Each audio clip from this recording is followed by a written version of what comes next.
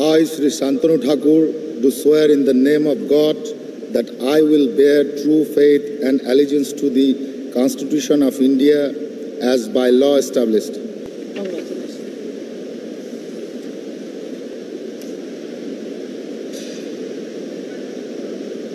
আমাদের ঠাকুর শান্তনু ঠাকুর সারা ভারতবর্ষের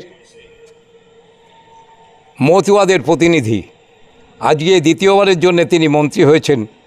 আমার মনে হচ্ছে সারা ভারতবর্ষের মতুয়াদের আলাদা একটা প্রাণ তারা খুঁজে পেয়েছে যে আমাদের ঠাকুর শান্তনু ঠাকুর আবার দ্বিতীয়বারের জন্য মন্ত্রী হয়েছে। কেন্দ্রীয় মন্ত্রিসভার রাজ্যমন্ত্রী হিসাবে শপথ নিলেন বনগাঁ লোকসভার সাংসদ শান্তনু ঠাকুর। আর সেই মহাসন্ধিক্ষণকে ঘিরে ঠাকুরবাড়িতে উৎসবের আমেজ।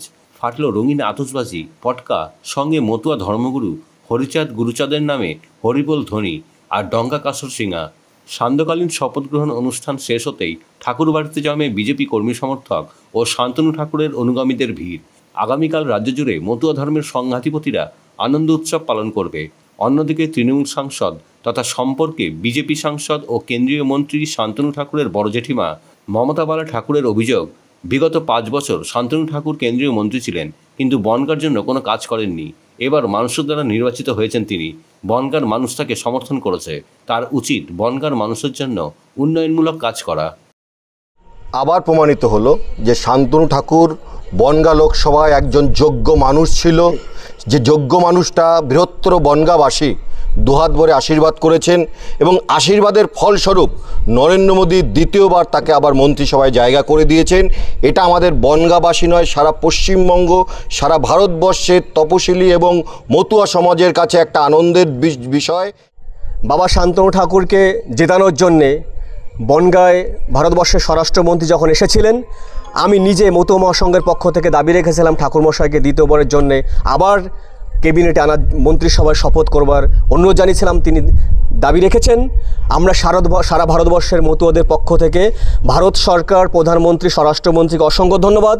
এবং ভারতবর্ষের 6 কোটি মতুয়ার কাণ্ডারি বাবা শান্তনু ঠাকুর দ্বিতীয়বারের জন্য মন্ত্রী হয়েছে। আগামীকাল ভারতবর্ষে যত হরি মন্দির রয়েছে, ভারতবর্ষে সমস্ত হরি মন্দিরে স্পেশালি বাবা হরিচাঁদ ঠাকুরের কাছে স্পেশালি পুজো হবে। জনগণ তাকে সুযোগ দিয়েছে এবং পার্টি তাকে, বিজেপি পার্টি তাকে স্টেট মিনিস্টার আবার করেছে।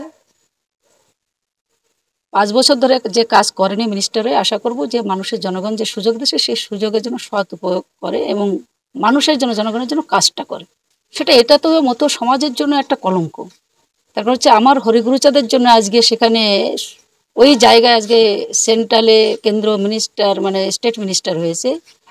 সেই জায়গায় দাঁড়িয়ে যদি আজকে আমার হরিগুরুচাঁদের নামে শপথ গ্রহণ করতে না পারে, এটা মতো সমাজ এবং আমার হরিগুরুচাঁদের কলঙ্ক আমি মনে করি। এবং বিতর্ক আমার জন্য হয়েছিল, কিন্তু আমরা হরিগুরুচাঁদের নামে শপথ গ্রহণ করেছিলাম।